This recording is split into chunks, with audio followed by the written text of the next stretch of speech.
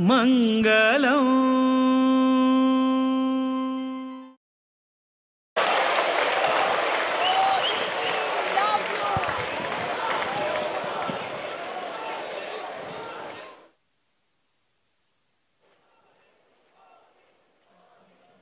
पर्तगाळी जीवोत्तम मठाच्या सगळ्या भक्तांक आणि अनुयायांक मोगाचो नमस्कार.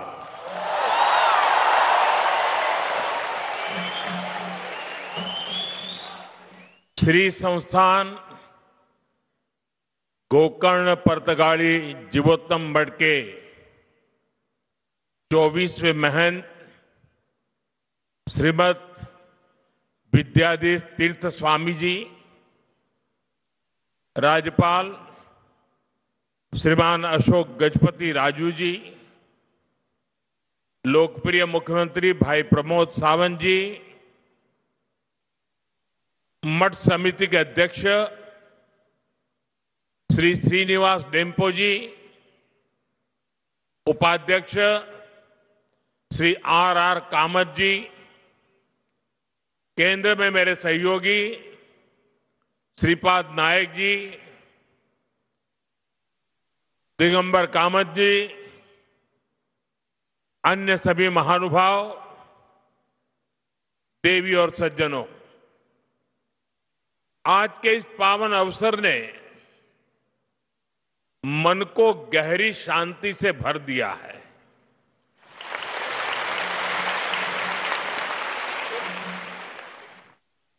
साधु संतों के सानिध्य में बैठना अपने आप में एक आध्यात्मिक अनुभव होता है. यहां उपस्थित श्रद्धालुओं की विशाल संख्या इस मठ की सदियों पुरानी जीवन शक्ति को और बढ़ा रही है. मैं अपने आप को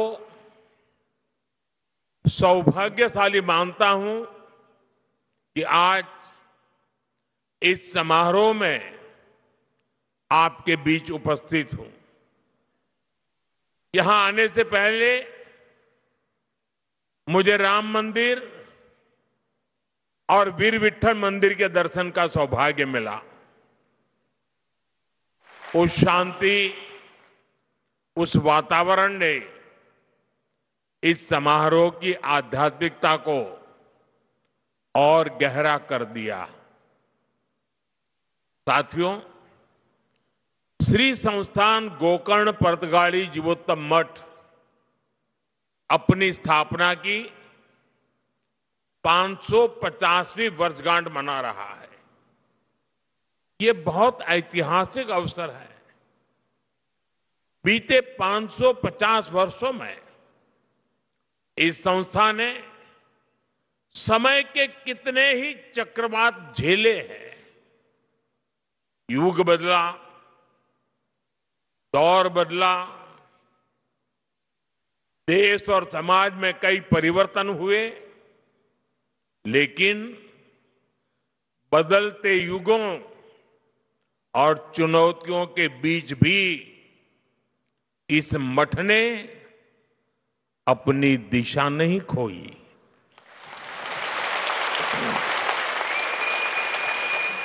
बल्कि ये मठ लोगों को दिशा देने वाला केंद्र बनकर के उभरा, और यही इसकी सबसे बड़ी पहचान है. यह इतिहास में जड़ होकर भी समय के साथ चलता रहा. इस मठ की स्थापना जिस भावना से हुई थी, वो भावना आज भी उतनी ही जीवंत दिखाई देती है. ये भावना साधना को सेवा से जोड़ती है, परंपरा को लोक कल्याण से जोड़ती है. ये मठ पीढ़ी दर पीढ़ी समाज को ये समझ देता रहा कि अध्यात्म का मूल उद्देश्य जीवन को स्थिरता, संतुलन और मूल्य प्रदान करना है। मठ की 550 वर्षों की यात्रा उस शक्ति का प्रमाण है जो समाज को कठिन समय में भी संभाल करके रखती है। मैं यहां के मठाधिपति श्रीमद विद्याधीश तीर्थ स्वामी जी, समिति के सभी सदस्यों और इस आयोजन से जुड़े हर व्यक्ति को इस ऐतिहासिक अवसर की अनेक अनेक शुभकामनाएं देता हूं। साथियों, जब कोई संस्था सत्य और सेवा पर खड़ी होती है तो समय के बदलाव से डगमगाती नहीं, बल्कि समाज को टीके रहने की शक्ति देती है। आज इसी परंपरा को आगे बढ़ाते हुए ये मठ एक नया अध्याय लिख रहा है। यहां भगवान श्री राम की 77 फीट ऊंची भव्य कांस्य प्रतिमा स्थापित की गई है। 3 दिन पहले ही मुझे अयोध्या के भव्य श्री राम मंदिर के शिखर पर धर्म ध्वज आरोहण का सौभाग्य मिला है और आज यहां प्रभु श्री राम की भव्य मूर्ति के अनावरण का सुअवसर मिला है। आज रामायण पर आधारित एक थीम पार्क का उद्घाटन भी हुआ है। साथियों, आज इस मठ के साथ जो नए आयाम जुड़े हैं वो आने वाली पीढ़ियों के लिए ज्ञान, प्रेरणा और साधना के स्थायी केंद्र बनने जा रहे हैं। यहां विकसित हो रहा संग्रहालय और आधुनिक तकनीक से सुसज्जित 3D थिएटर, इन सब के द्वारा ये मठ अपनी परंपरा को संरक्षित कर रहा है, नई पीढ़ी को अपनी परंपराओं से जोड़ रहा है। इसी तरह 550 दिनों में देश भर के लाखों श्रद्धालुओं की भागीदारी से हुए श्री राम नाम जप यज्ञ और उससे जुड़ी राम रथ यात्रा हमारे समाज में भक्ति और अनुशासन की सामूहिक ऊर्जा का प्रतीक बनी है। यही सामूहिक ऊर्जा आज देश के हर कोने में एक नई चेतना का संचार कर रही है। साथियों, अध्यात्म को आधुनिक तकनीक से जोड़ने वाली व्यवस्थाएं ये आने वाली पीढ़ियों को प्रेरणा देती रहेंगी। मैं इस निर्माण के लिए आप सभी को बहुत बहुत बधाई देता हूं। आज इस विराट उत्सव में इस विशेष अवसर के प्रतीक के रूप में स्मारक सिक्के और डाक टिकट भी जारी किए गए हैं। ये सम्मान उस आध्यात्मिक शक्ति को समर्पित है जिसने सदियों से समाज को जोड़ करके रखा है।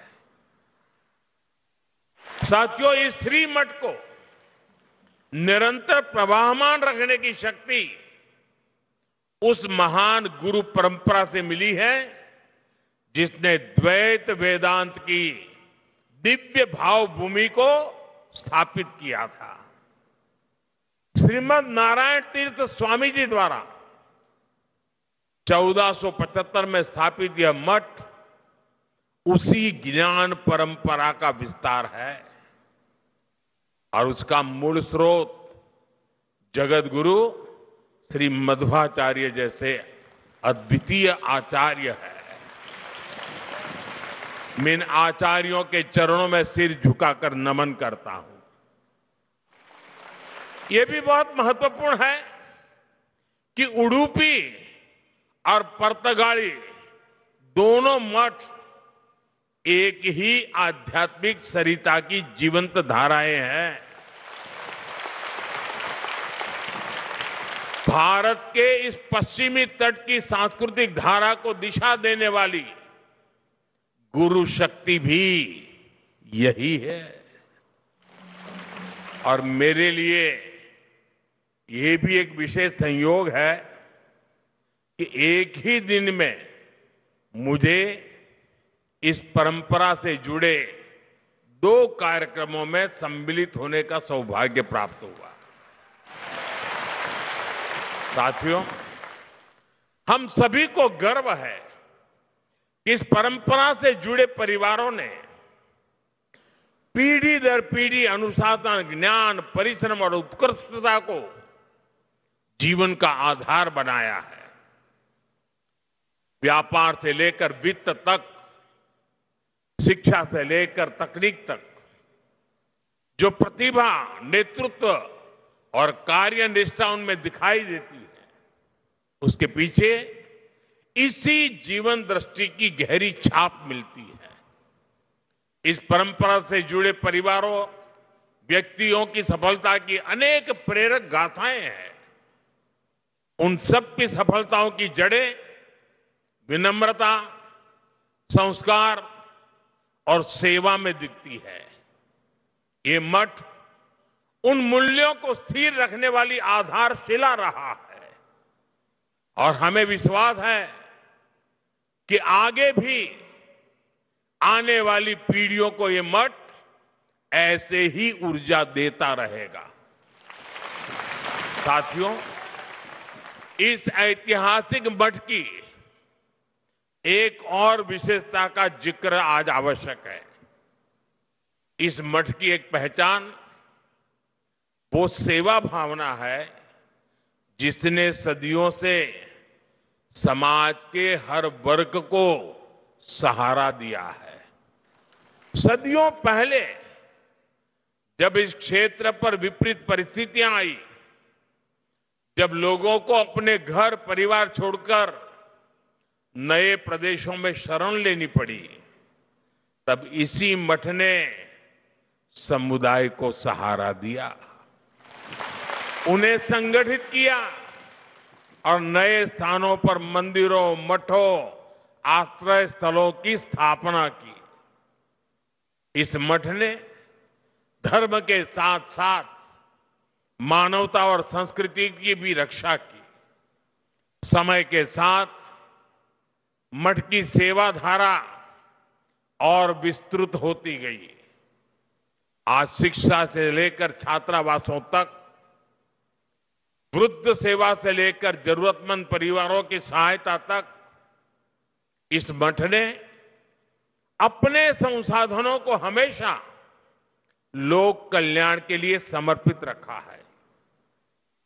अलग अलग राज्यों में बने छात्रावास हो, आधुनिक विद्यालय हो या कठिन समय में लोगों को राहत देने वाले सेवा कार्य, हर पहल इस बात का प्रमाण है कि अध्यात्म और सेवा जब साथ चलते हैं तो समाज को स्थिरता भी मिलती है और आगे बढ़ने की प्रेरणा भी मिलती है। साथियों, ऐसे समय भी आए जब गोवा के मंदिरों और स्थानीय परंपराओं को संकट का सामना करना पड़ा, जब भाषा और सांस्कृतिक पहचान पर दबाव बना, लेकिन ये परिस्थितियां समाज की आत्मा को कमजोर नहीं कर पाई, बल्कि उसे और दृढ़ बनाया। गोवा की यही विशेषता है यहाँ की संस्कृति ने हर बदलाव में अपने मूल स्वरूप को बनाए रखा और समय के साथ पुनर्जीवित भी किया। इसमें पुर्तगाली मठ जैसे संस्थानों का बहुत बड़ा योगदान रहा है। साथियों, आज भारत एक अद्भुत सांस्कृतिक पुनर्जागरण का साक्षी बन रहा है।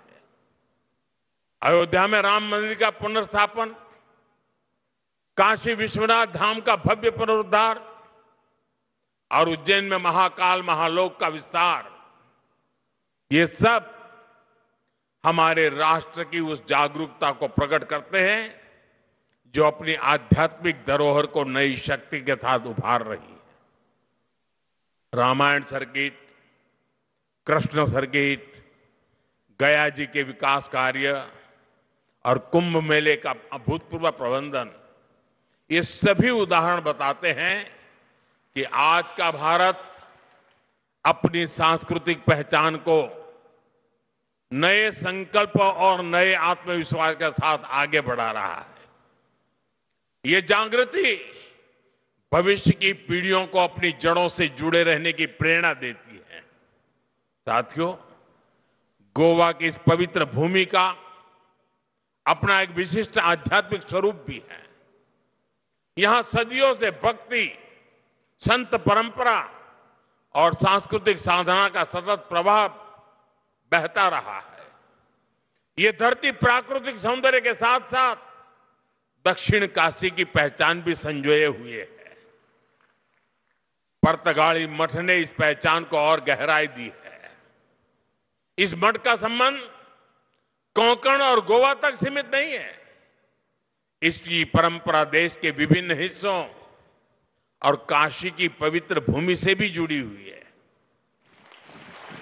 काशी का सांसद होने के नाते मेरे लिए और भी गर्व की बात है। संस्थापक आचार्य श्री नारायण तीर्थ ने उत्तर भारत की अपनी यात्राओं के दौरान काशी में भी एक केंद्र स्थापित किया था, जिससे इस मठ की आध्यात्मिक धारा का विस्तार दक्षिण से उत्तर तक हुआ। आज भी काशी में उनके द्वारा स्थापित केंद्र समाज सेवा का माध्यम बना हुआ है। साथियों, आज जब इस पवित्र मठ के 550 वर्ष पूरे हो रहे हैं, तब हम इतिहास का उत्सव मनाने के साथ ही भविष्य की दिशा भी तय कर रहे हैं। विकसित भारत का रास्ता एकता से होकर जाता है। जब समाज जुड़ता है, जब हर क्षेत्र, हर वर्ग एक साथ खड़ा होता है, तभी राष्ट्र बड़ी छलांग लगाता है। श्री संस्थान गोकर्ण पुर्तगाली जीवोत्तम मठ का प्रमुख ध्येय लोगों को जोड़ना, मन को जोड़ना, परंपरा और आधुनिकता के बीच सेतु बनना है। इसलिए विकसित भारत की यात्रा में यह मठ एक प्रमुख प्रेरणा केंद्र की भूमिका में भी है। साथियों, जिनसे मेरा स्नेह होता है, वहां मैं आदरपूर्वक कुछ आग्रह करता हूं। जैसे पूज्य स्वामी जी ने मुझे एक काम दे दिया एकादशी का।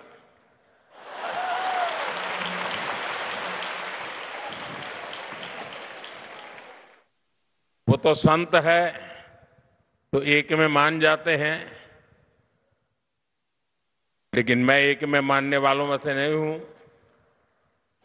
और इसलिए आज आपके बीच आया हूं तो मेरे मन में सहज ही कुछ बातें आ रही है, जिन्हें मैं आपसे साझा करना चाहता हूं। मैं आपसे 9 आग्रह करना चाहता हूं, जिसे आपके संस्थान के माध्यम से जन जन तक पहुंचाया जा सकता है। ये आग्रह 9 संकल्प की तरह हैं। विकसित भारत का सपना तभी पूरा होगा जब हम पर्यावरण की रक्षा को अपना धर्म माने। धरती हमारी माता है और मठों की शिक्षा हमें प्रकृति का सम्मान करना सिखाती है। इसलिए हमारा पहला संकल्प होना चाहिए कि हमें जल संरक्षण करना है, पानी बचाना है, नदियों को बचाना है। हमारा दूसरा संकल्प होना चाहिए कि हम पेड़ लगाएंगे। देश भर में एक पेड़ मां के नाम अभियान को गति मिल रही है। इस अभियान के साथ अगर इस संस्थान का सामर्थ्य जुड़ जाएगा तो इसका प्रभाव और व्यापक होगा।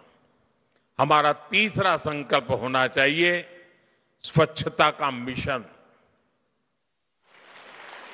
आज जब मैं मंदिर परिषद में गया तो वहां की व्यवस्था, वहां का आर्किटेक्चर, वहां की स्वच्छता मेरे मन को बड़ी प्रभावित कर गई। मैंने स्वामी जी को कहा भी, कितना शानदार तरीके से इतना संभाला है। हमारी हर गली, मोहल्ला, शहर स्वच्छ होना चाहिए। चौथे संकल्प के रूप में हमें स्वदेशी को अपनाना होगा। आज भारत आत्मनिर्भर भारत और स्वदेशी के मंत्र पर आगे बढ़ रहा है। आज देश कह रहा है vocal for local, vocal for vocal for vocal for. हमें भी इस संकल्प को लेकर आगे बढ़ना है। साथियों, हमारा पांचवा संकल्प होना चाहिए देश दर्शन। हमें देश के अलग अलग हिस्सों को जानने समझने का प्रयास करना चाहिए। छठे संकल्प के रूप में हमें नेचुरल फार्मिंग को अपने जीवन का हिस्सा बनाना चाहिए। हमारा सातवां संकल्प होना चाहिए कि हम हेल्दी लाइफस्टाइल को अपनाएंगे। हम श्री अन्न, मिलेट्स अपनाएंगे और खाने में तेल की 10% मात्रा कम करेंगे। आठवें संकल्प के तौर पर हमें योग और खेल को अपनाना होगा। और नवे संकल्प के रूप में हम किसी ना किसी रूप में गरीब की सहायता करेंगे। अगर एक परिवार भी गोद ले लेना ना हम, देखते ही देखते हिंदुस्तान का रूप रंग बदल जाएगा। साथियों, हमारे मठ इस संकल्प को जन संकल्प बना सकते हैं। इस मठ का 550 साल का अनुभव हमें बताता है, परंपरा अगर जीवित रहे तो समाज आगे बढ़ता है। और परंपरा तभी जीवित रहती है जब वो समय के साथ अपनी जिम्मेदारी बढ़ाती है।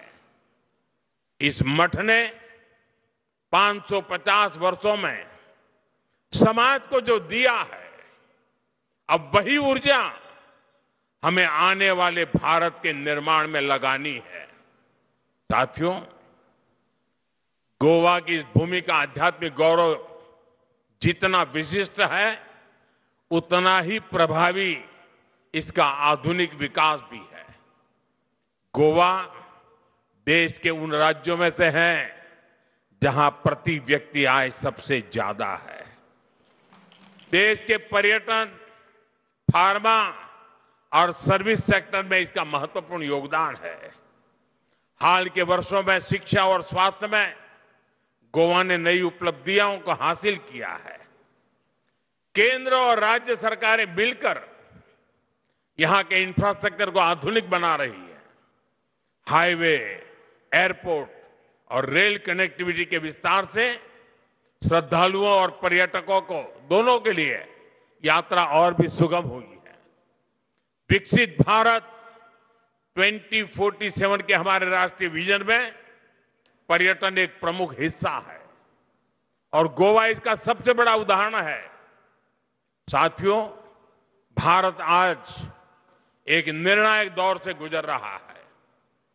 देश की युवा शक्ति, हमारा बढ़ता आत्मविश्वास और सांस्कृतिक जड़ों के प्रति हमारा झुकाव, ये सब मिलकर एक नए भारत का निर्माण कर रहे हैं।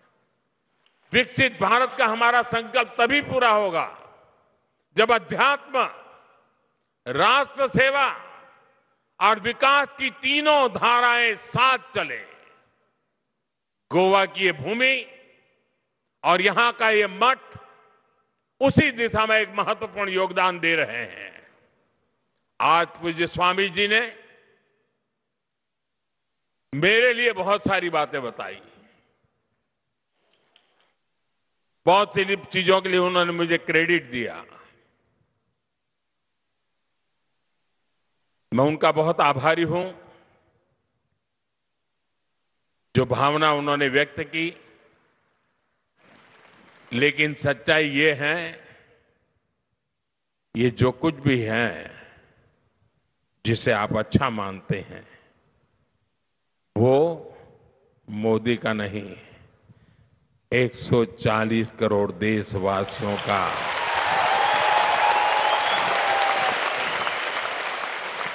उनका संकल्प, उनका पुरुषार्थ, उसी का परिणाम है और आगे भी अच्छे परिणाम आने ही आने हैं। क्योंकि मेरा 140 करोड़ देशवासियों पर पूरा भरोसा है।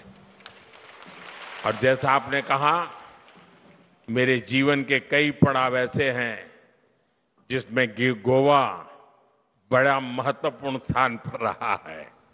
ये कैसे हुआ होगा वो मैं तो नहीं जानता, लेकिन ये सच्चाई है कि हर टर्निंग पॉइंट पर ये गोवा की भूमि ही मुझे कहां से कहां ले जाती रही है। लेकिन मैं